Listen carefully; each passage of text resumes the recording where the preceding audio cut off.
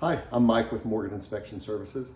I keep getting questions on my YouTube video about hot ground reverses, about how to go about finding the loose or disconnected neutral once you discover that you've got one. So I wanted to make a quick video to give you some pointers on locating where that disconnected neutral might be. Okay, so here's what I've got. I've got my test set up here. The power comes in here, flows this way. Right now I've taken the GFCI out of the circuit, and I'll explain why here in a minute. But anyway, so you go from here to here, here to here. Right now everything's wired like it should be. I plug in my tester, get the two lights coming on. Doesn't matter where I plug it in, you get the two lights showing that it's wired correctly. Okay, so now I'm going to disconnect a neutral right here between these two outlets. I've got to be careful because this wire has 120 volts on it. Okay, so this one is before the disconnection. You'll notice as I plug in my tester, I get the two lights showing that this one's wired correctly. Now, here I only have one light, which basically shows a disconnected neutral. However, you would be getting a hot ground reverse if you have a load plugged in. So I've got a drill here. I just plugged it into here, and as I pull the trigger, turning the load on basically, you get these two lights showing a hot ground reverse. But as we know, it really is a disconnected neutral.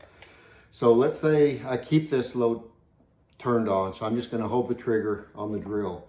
As I test this, anywhere along here you get the hot ground reverse indication. However, if I go here before the disconnection, remember this one is before the neutral is disconnected. I plug in my tester, I get the correct wiring.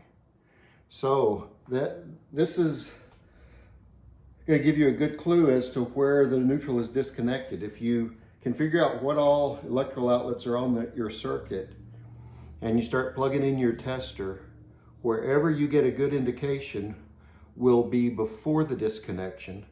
Wherever you get the indication of a hot ground reverse will be after the disconnection. So you've narrowed down where that disconnected neutral is.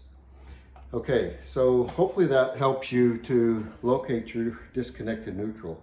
Now let me explain real quickly on this GFCI. What I've learned is when the GFCI is wired into the circuit, you don't even have to have a load like this drill plugged in and turned on. The GFCI itself, I guess because of its circuitry, acts like a load, and it will give you your indication of a hot ground reverse even with no other load plugged in. So anyway, that's why I disconnected it for this demonstration. But if you can figure out with your 3-light tester which outlets show to be wired good and then which one shows the hot ground reverse, you know the disconnection is between those two outlets. Okay, so now that I've shown you the different indications you get depending on where you are in relation to the open neutral, here's what I would suggest.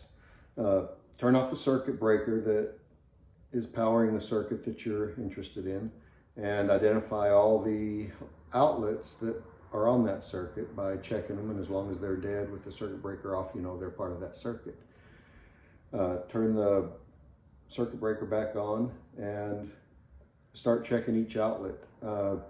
What I would do is check the outlet that's closest to the breaker panel and then move away from it to each of the other outlets.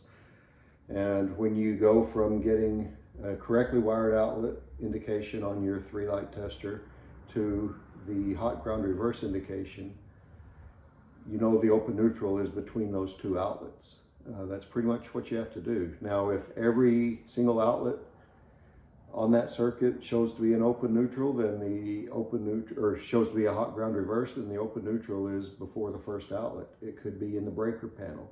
It could be in the junction box if there's a junction box before that first outlet. So that's basically what you need to do. Every situation is going to be different. There's no way for me to explain each situation, but that's basically what you have to do to find that open neutral. I hope this video helps. I sure would appreciate it if you would subscribe to my videos. I try to make helpful videos regularly. And also, if this has been helpful, I'd appreciate it if you would like it. Thank you. Have a great day.